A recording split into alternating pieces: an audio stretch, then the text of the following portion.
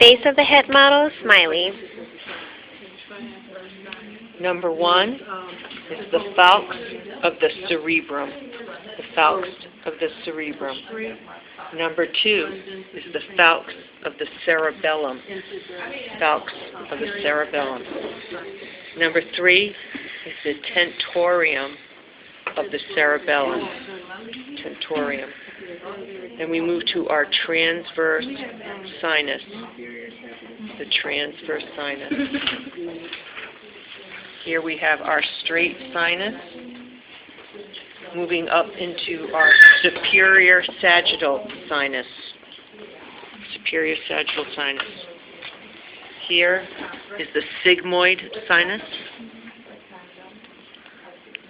which leads us to the superior petrous sinus. Superior petrous sinus. And below it would be the inferior petrous sinus. We move over to the olfactory bulb, which is connected to the olfactory tract. Here we have our optic nerves, and then our oculomotor nerve, the oculomotor nerve. Next, the trochlear nerve, and the extended trochlear nerve.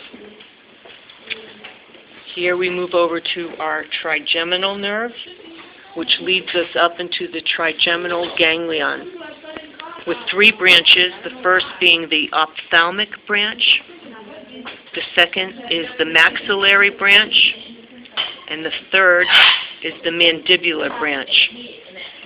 From there we move over to our abducens. Next to that is the facial, followed by the vestibular cochlear nerve.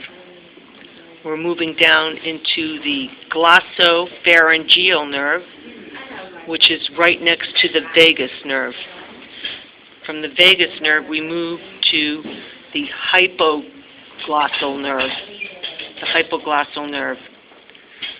We have our spinal accessory nerve, and we finish it off with our hypophysis or pituitary gland.